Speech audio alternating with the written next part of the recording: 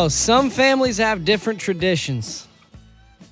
And in the Charpentier family, that tradition is coaching. Welcome back in to the cheap seats. I have a special guest with me, Dane Charpentier, new head coach of the Teurlings Rebels.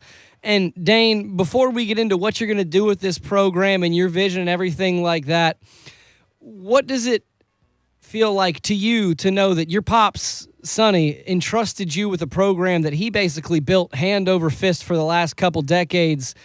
And, I mean, he's basically built into serious district title contenders and playoff people for the last few years. What do you feel like knowing that he entrusted that to you? Well, I'm humbled, really. I'm honored and I'm humbled, but you know, I'm hopeful that we can continue and even build on what he's done over the years. I mean, it's been a long journey for him at Teurlings, and I've had a front row seat for most of it. And I just, you know, I'm just excited right now. I'm hopeful that we can continue what he started. What did he tell you whenever you got the call to let you know that you were going to be the head coach? I mean, I know he's your dad. He's also the athletic director of Teurlings now. What was that conversation like? Well, he didn't call me. Mr. Barr, the principal, actually called me. So the principal actually does the hiring. But I did speak to my dad after I got that phone call, and you know, it's a mutual understanding that we're gonna work together to really, you know, with the same goals in mind that he's had for all these years, just to try to take these kids that we're entrusted with and get the most out of them and teach them some lessons and really just try to do it through the game of football. That's the name of the game. So. I think my dad's excited. I think I'm excited. My brother's excited. We're really excited to work together. Speaking with Dane Charpentier, new head coach of the Teurlings Rebels, and I'm glad you mentioned your brother, because Rock Charpentier, your brother, is the offensive coordinator, works with the quarterbacks very, very closely. And I saw Rock at practice. He can still spin a good ball, man. He can still throw it about 45 yards deep on a dime. What's it like knowing that you get to work right alongside with your brother coaching this team? Because I got to imagine that's something y'all have been dreaming about for a while. Yeah, no, definitely. Well, he actually hasn't been the offensive coordinator, but he is now. All right, well, we can break that news.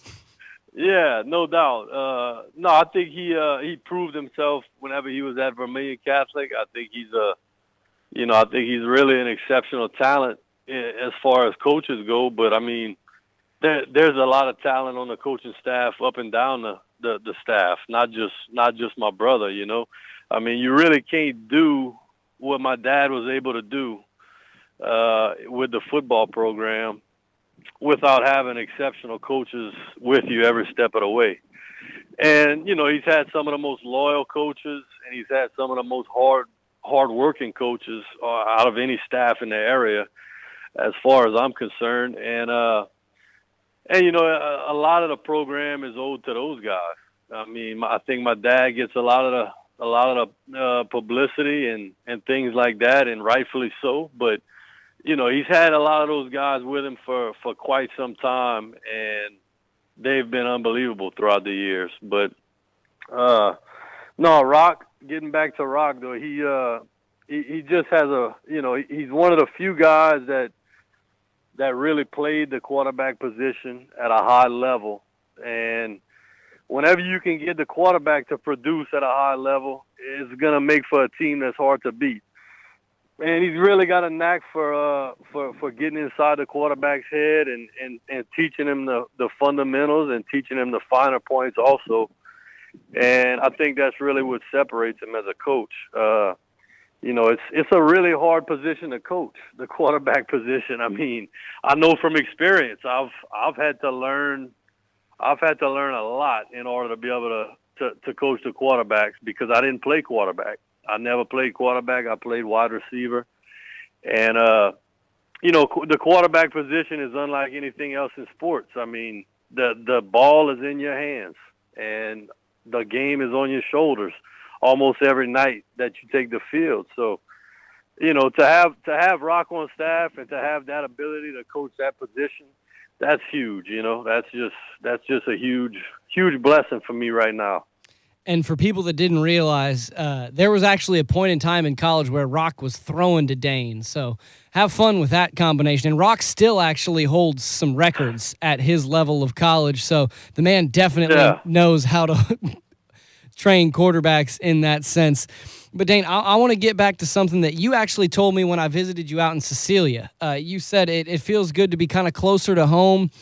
What does it feel like for you personally to know that you are back in Lafayette at Teurlings in a program that your dad built where, I mean, it clearly meant something to you when you were in Cecilia that you were a little bit closer to home, but what does it mean to you now that you're back in Lafayette coaching Teurlings? Well, I mean, I've been running around at Teurlings since I was knee high. I think everybody realizes that. So obviously to come back to a place that you've called home for pretty much your entire life, that's pretty special, and not a lot of people get to do it, so I just feel very fortunate to get the opportunity to be in position whenever my dad did make the decision to step down as head coach, to have the opportunity to take over for him. I just feel very fortunate because it very easily couldn't have happened, I promise you. No, I agree with you on that because here's the thing. I've talked to Sonny a couple times one-on-one. I've talked to him off radio and everything. And above everything else, the man loves football. And I know and you know he didn't hire you to keep doing the same things that he's been doing for years and years and years and years. He hired you because of your vision. And that's what leads me to my next question, Dane. What's your vision for this program? What do you want to do in the Dane Charpentier era?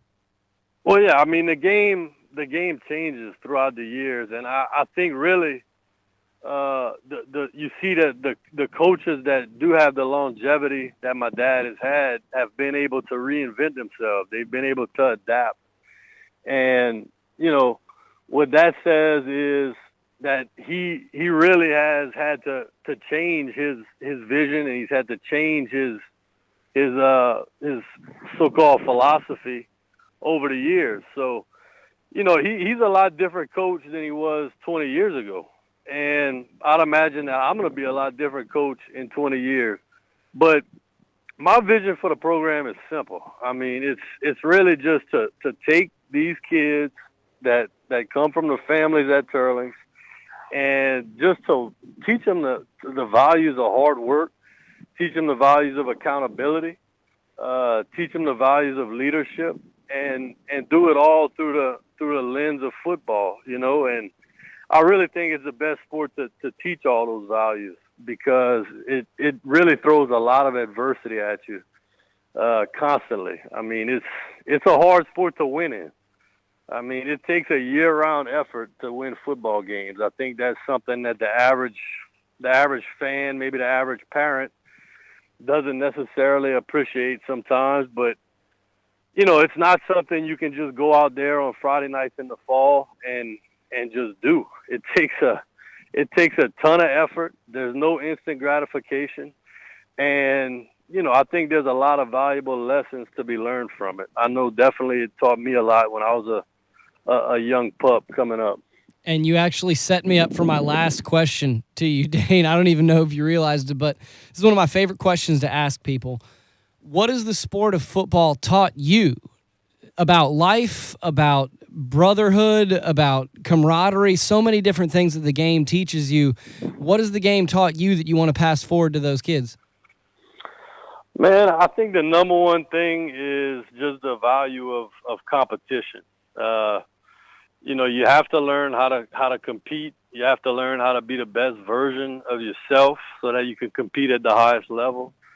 And you really have to keep improving. Wherever you go, you can't be satisfied with the status quo. You can't be satisfied with where you are. I think the most successful people are the ones who keep moving and keep trying to better themselves, and just trying to always work, trying to always get better.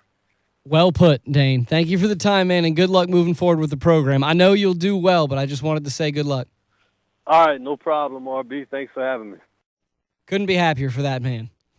I knew it was coming. A lot of people knew it was coming. Just to hear that Dane Charpentier will be the new head coach of Teurlings just feels good to say.